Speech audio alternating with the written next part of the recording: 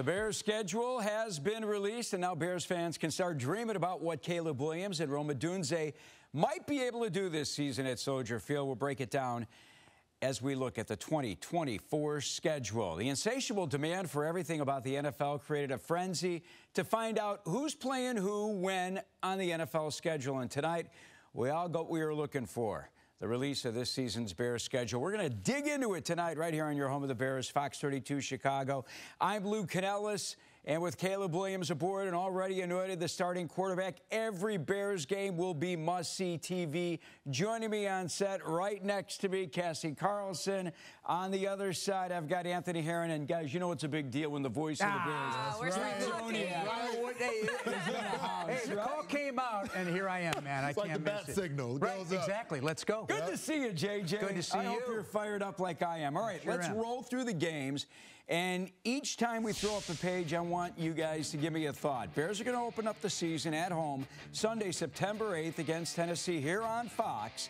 Week 2, Caleb Williams goes up against last year's Offensive Rookie of the Year, C.J. Stroud, and the Texans. Sunday Night Football, Matt Eberflus returns to Indy Week 3. And then the Bears host the Rams and Panthers. Big A, your thoughts? They don't have to open with the Packers. For whatever reason, that's just comforting. Or the Lions, for that matter. Exactly, man. I love the fact that you get a little bit of a soft launch. I mean, Tennessee is formidable, but it's not like opening up in Green Bay, Cass. Well, yeah, and I'm going to go with looking at Week 2 and going up against C.J. Stroud. We know that the Bears decided not to go with the quarterback during that draft class, and instead they end up with Caleb Williams because of that trade of the century, whatever you want to call it. So going and seeing what the Texans look like in year 2 of this new regime, I think is going to be exciting. Well, it's a sexy matchup. You can't, Right. you know, that's a can't miss. Everyone is going to be can't miss. But for me and my money, there are no division games until we get down. So you got to really make your hay early. Yeah. And I believe this, in the end, the healthiest team in the division, because it's going to be like a bunch of people going in the elevator, and everybody's going to be elbowing their way at the end of the season. All right, Week 6, Bears will play the Jaguars in London October 13th. 8:30 a.m. Chicago time will be the kickoff. Bye week comes in Week 7. We'll get into that in a moment. Then on the road at Washington and Arizona, return home Week 10 against the Patriots. Cassie, start us Well, off. I'm obviously excited to go to London. London calling, right? First time since 2019. But I'm more excited to see if the Bears have learned from a past regime on the travel plans. If they're going to go 2 days before, if they're going to spend the entire week there, and see if that plays a part in how they look on Sunday morning. Jeffrey, we'll talk about those travel plans in a second. What else did you want to point out? Well, the two roadies, Washington, obviously that's going to be quarterback comparison time because of who they drafted as well. And at Arizona, we're going to learn real quick just what Marvin Harrison Jr. means to Kyler Murray and company. So those road games, you always like to kind of split your road games. I know we have a 17-game schedule because it all matters. The math is interesting. We'll get into that, too, on how you deal with all those division games bottled up at the end. And the team having a bye week after the London trip, I'm glad that that's in there. And then also, you mentioned that Arizona game. Marvin Harrison Jr., he's a seminal talent, there's no doubt. But Rome Odunze, a lot of folks thought maybe he was the top receiver and as close as he and Caleb Williams have gotten. But I think there's a chance they try to show out with Marvin Harrison Jr. on the other sideline. All right, Week 11 at home against Green Bay. That's the first division game of the season for the Bears. Week 12, they're home against Minnesota. Bears play Thanksgiving Day against the Lions in Detroit. Week 14 at San Francisco. Week 15, boy, the NFL just loves Bears-Vikings Monday night. 6th Monday nighter between the two teams the last 8 years, Jeffrey. All right, well, to me, whatever you do in the beginning of the season to get yourself ready, because to me the season begins at Week 11 with the Green Bay Packers. We all agree, enough's enough, okay? Enough's enough. And those two games are going to be massive, okay? But the season begins with all those games, those last 8 games, starting with that Green Bay game. You got to be healthy. Everybody's got to be healthy, and Caleb and company got to hit their stride offensively. That's where I feel like, you know, having maybe a little bit of a soft launch, as I termed it, going into the schedule with no divisional games, it's a little bit odd. You do see it on occasion, but Week 11 before any divisional games get played. I mean, we certainly haven't seen it from the Bears any time of recent vintage, but You hope they're able to take advantage of that. A still young roster, a building roster, maybe some confidence before they face a divisional opponent. Well, I think that's what I love about it, because we look at all the bye weeks in previous seasons under Matt Eberflus when they made all those changes, and you started to see the team turn the corner around week 10, especially if you point to last year. So week 11, the rookies shouldn't be quote-unquote rookies at that point anymore. So I think it makes much more interesting those division games. Bears went to the Super Bowl in 06 with a week 7 bye. Just saying. Just saying. Super Bowl here on Fox. Week 16, Bears will host the defending NFC North champion Lions. Day after Christmas, December 26th, Bears play on Thursday Night Football against Seattle at Soldier Field. Final game of the season, regular season, will be at Green Bay. Anthony.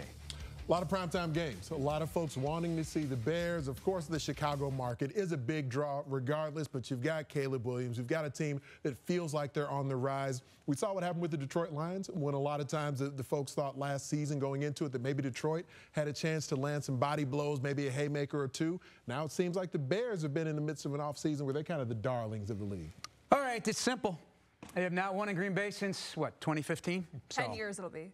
No, that's too much. Come on. I mean, crazy though. That's just, come on. Enough's enough. They got to. I don't care if the game is meaningless and you already clinch a playoff spot. You heard it from some of the guys. Everybody is saying the same thing. Enough with the Packers, including Montez Sweat and a Bears carry the other night.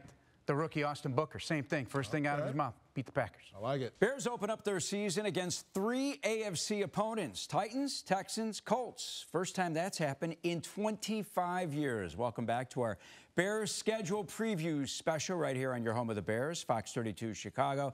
Bears, by the way, have never opened up a season against the Titans, even when the Tennessee franchise was known as the Houston Oilers. Remember Bum Phillips? Start singing the song. I mean, it's in my head right now. Yeah. First thing went to. Yeah, exactly. We've been around a little bit. Yeah, no doubt. They open up against Tennessee, and their new defensive back, Kevin Byard, goes up against his old team. Yeah, we're starting to look at the storylines already, aren't we, for September? Kevin Byard spent 8 years in Tennessee. He was a 2-time Pro Bowler there before they traded him away last year. So I think it's going to be an exciting matchup for him, but I think you're looking at where Tennessee is right now with the new head coach, Will Levis, taking over at quarterback and trying to build an offensive line around him. I like it because, as you said, soft launch. It's not the Packers. It's not a divisional game. So the Bears don't have that looming over them that they need to be ready for those matchups, but they still should be ready for the Titans, and I think this is a win. Jeffrey, what I don't like is you look back in history, Bears are 2-8 in their last 10 openers, and you've seen them all in person. Those who dwell in the past are doomed to repeat it. Didn't Mike Ditka say this? So let's fresh slate. We got a new era of Bears football. Many of those were Packer games, for crying out loud. So, things just didn't go well in some of those openers. There was a lot of promise and then, of course, a lot of disappointment. One of the key things about that matchup, you got a first-time head coach. When you got a first-time head coach, you try and create some sort of game plan that will surprise them a little bit. They're not quite ready. It is the great unknown in week 1 100% of the time, but that matchup with Brian Callahan, I think my math's right, guys. That's one of 11 games against the Shanahan-McVay tree offensively. 11 games, including everyone in the division, that have been a part of that. Callahan's a part of that as well. Boy, talk about a first game for a new head coach. Matt Eberflus 1-1 in season openers, by the way. Bears beat the Niners 2 years ago, lost last season to the Packers. Take me to September 8th. What will that experience be like for Caleb Williams? Well, I think the important thing to note is that the Titans have a young quarterback as well. We're assuming that will be Will Levis, assuming health. And so with that as the case, we know how well this Bears defense finished the season last year. So for Caleb Williams as a quarterback, if you got a defense who's shutting that opponent down, who's making an opposing young quarterback look like a young quarterback, taking the football away, getting outstanding field position to the Bears offense, now you have a running game that's been enhanced perhaps at the running back position by DeAndre Swift, an offensive line that we would imagine Shane Waldron's offense will lean on that rushing attack as well. So it should be. I use the term soft launch. I mean, you've been to Nashville, you know what it's like there. It can be an intimidating stadium at times. Their fans will show up. But it's a formidable team, but it's different than some of these other openers we've seen from the Bears in the past. It's going to be a home opener, by the way, Soldier Field. What do you kids say today? It's going to be lit? Because it's going to be lit. I don't say it, but maybe you do. Soldier Field is going to be insane. Insane on the week 1 opener. And that Bears opener is going to be lit right here on your home of the Bears, Fox 32 Chicago. Welcome back. Bears with a last-place schedule this year, 3rd weakest on paper in the NFL. Falcons and Saints with the easiest. Packers have one of the league's toughest schedules, along with the Browns, Ravens, Steelers, and Texans. Welcome back to Bears Schedule Preview here on Fox 32. Lou Canellis with you. Jeffrey, is the easy schedule going to work in their favor? This is right in my alley because I think it's ludicrous to think that strength of schedule based on last year's record, which the NFL put out this week, is calling this then an easy pathway. 5 last-place teams on this schedule, 1 or 2 of those, and the Bears could be first-place teams in 2024. So, again, strength of schedule sounds great. Warren Sharp, who does a lot of the same stuff, he's doing strength of schedule based on this year's teams, how they're built and how they project, and it's still also the 3rd easiest in his opinion. But I don't buy into any of that. I don't do that at all. I just think it's kind of an exercise in futility, in my opinion. All right, I want Cassie to get into the overall schedule because you look at the teams, you look at the time of the season when they're playing these teams, whether they're playing them at home or on the road. Give me 3 or 4 games that really worry you for the Bears. Well, I think for obvious reasons, we're all looking at the 49ers because it's a West Coast road trip. They are the dominant team in the NFC, and you're looking to go in there, play against Shanahan. You mentioned the Shanahan-McVay tree, and he's the guy who's at the helm of it all. So I think that's one that I would be looking forward to and just seeing how the Bears respond to the toughest game on their schedule. Then I think you're looking at the stretch of 3 away games because that doesn't help them by any means at all. And then you're looking at short turnarounds. So you go with the Vikings on Monday Night Football to then a short turnaround to face the Lions, and then you have another short week for the Seahawks on Thursday Night Football, and that's all towards the back end of your schedule. So talk about injuries, keeping legs fresh. I think back to last year when Matt Eberflus, I think it started around week 13, they didn't really go through a full practice at any point because they were trying to keep this team healthy towards the back end of the season. I think those are all things you have to keep in mind, staying healthy while also having your most important games those last 8 weeks. And you kind of got both ends of the spectrum, Lou, where you mentioned not only the Bears being projected as the 3rd easiest schedule, and it's because they're going to face the NFC South. That's a division that struggled the last few years here. On the other end of that, the Green Bay Packers, one of the most difficult schedules in the league, and this is a division the Bears are playing in that a year ago at this time, a lot of folks began assuming that maybe this division would be sort of easy to be had, would be wide open with Aaron Rodgers on his way to New York, the uncertainty that's there in Minnesota with whether or not that would be Kirk Cousins' final season, and folks were wondering whether or not the Lions were fool's gold or not, even though they had all those primetime games going into last season. Now, this looks like one of the deepest divisions in football. And like we've been talking about, they don't have a division game until week 11. And so with that in mind, you got to get off to a good start because even though Green Bay is thought to be a team that's going to face a difficult schedule this season, the other teams in this division look like they will be of high quality. There are actually 2 3-game in a row road trips. You got to throw in London. You get the bye, but they're away from Soldier Field for 39 days during that stretch. The upside, Cassie, of that last little stretch with 2 and 4 or 5 days is you get 10 days then to prepare for a Green Bay Packer team to wrap things up, and maybe that's the game. I refer back to the elevator. You're trying to get in there and elbow your way into the playoffs. Who's to say? Yeah, but you touch on that 3 straight road game stretch against the Lions, Niners, and Vikings, weeks 13 through 15. That has not happened since 2008. Better it happen in the bottom third of the season than opposed to the top? Does it matter at what point in the year it happens? I mean, it's so difficult to sort of project or predict injury or anything else. But you know, if we assume health for the Bears, for their opponents, then I do think because the defense extremely experienced, we know they're going to be high level because of how they finished off last year. The offense with a rookie quarterback, with a rookie receiver, with some newness is going to be there at some of the skill position talent. I tend to anticipate offenses will start a bit slower earlier in the year, especially because the offseason program is just different now than it's ever been before. So I do think having, if we think the more difficult schedule, the divisional games on the back half of that, I do like the Bears being able to grow into it. Bears will not play Christmas Day on the new Netflix schedule, but they'll play the day after on Thursday Night Football when they host Seattle. Cassie is with our Fox 32 webmaster, Chris Kwasinski. Cassie. Thanks, Lou. Well, Chris has a bunch of great articles up on our website talking all things Bears. He's taken us through the combine, through the draft, now through minicamp and OTAs. But you were talking about now the schedule and going through strength of schedule and the easiest opponents to the most tough. But after you look at that and see kind of the pieces that have been added this offseason to each team, what do you think are going to be the toughest opponents? Yeah, I think you have to start with Houston week 2 on Sunday Night Football, especially when you specifically talk about the additions they made, when you bring Stephon Diggs into the mix, Joe Mixon. especially with the Offensive Rookie of the Year, C.J. Stroud, too. We're talking about a team that has a lot of aspirations that could take those aspirations to the next level, too. We discussed the division games not starting until week 11, playing 6 of those in the last 8 weeks. How do you think that impacts the Bears? I mean, it really impacts the division race. You're talking about specifically the Packers. You're talking about the Vikings, a team that really lost Kirk Cousins, is trying to find a little bit more of its identity too. But if the Bears can take advantage of some of those mix-ups, a little bit of that too, we might be talking about a division race that goes to the last game of the season. We're talking about the Green Bay Packers, a game that's TBD. It could be flexed to another primetime game, and I think that's exciting. Typically seems like that's what it always ends up being. Last year we saw the Bears had the entire offseason to prepare for the Packers. Now we're looking them to prepare for the Titans. A much different matchup in week 1. How do you think the expectation differs knowing that it's not a division opponent week 1? I think it just differs also because we're talking about last year we were thinking, oh, Justin Fields had MVP votes going into, coming out of 22, yeah, it's wild. 23, but when you specifically talk about that, we were expecting him to take the next step, Justin Fields being the guy, but now it's Caleb Williams back to step 1.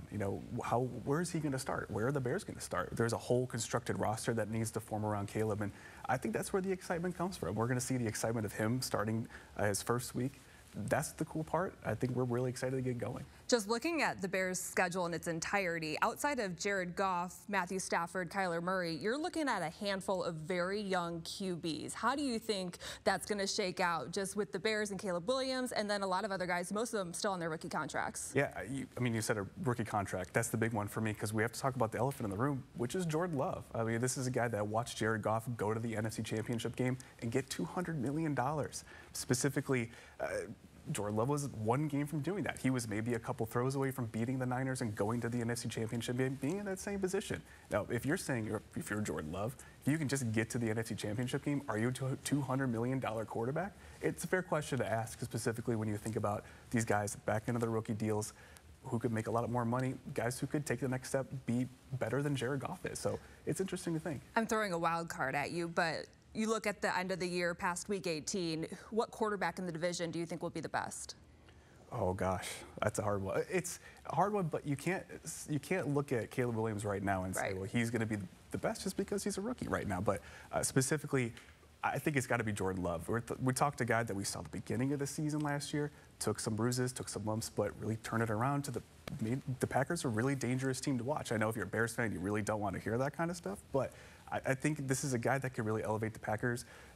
And like we talked about that Week 18 matchup, that could be a really big showdown to kind of think of who the next king of the NFC North is going to be for the next maybe 5 to 10 years. Let's talk a little bit about broadcast and streaming because now we have Netflix as a player in this. We saw Amazon do it, and now they're bringing in another entity in that. How do you think that changes the landscape of the league? I think it's interesting because we talk about cord cutting, getting rid of all that kind of stuff. I mean, earlier today I was watching the Sky game on YouTube TV. Yeah. I mean, it's all there. But right now, it's just the next step where you can have games on Saturday. Maybe it goes up a little bit against the holidays too. It just opens up a new possibility for the league, and I think we're going to see them start to explore it a lot more. All right, Chris Kozinski, thanks for your time. You can catch his articles on fox32chicago.com.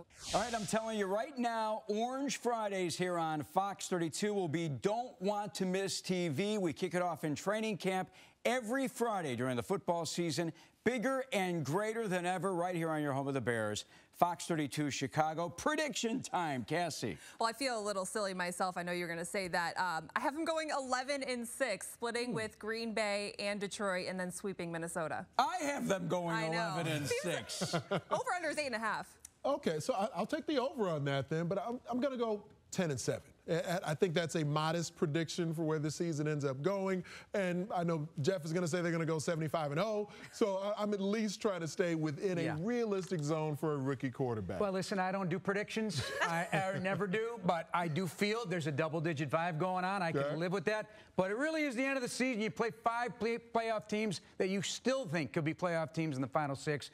You got to set yourself up for the end and then squeeze in there. Dare I say, Joniak, the Super Bowl in New Orleans, February 9th, 2025. This is the road to the Super Bowl. We're carrying the game right here on Fox 32 Chicago. It only makes sense. That's all I'm saying. It only makes sense. Thanks for watching. For Cassie Carlson, Anthony Herron, and Jeff Joniak, I'm Lou Canellis. The start to the season, 116 days from today. Ooh. JJ, I can't wait. No, it's too long. Let's go. September 8th. Let's start next Sunday. We'll see you here on your home of the Bears, Fox 32 Chicago. Thanks for watching.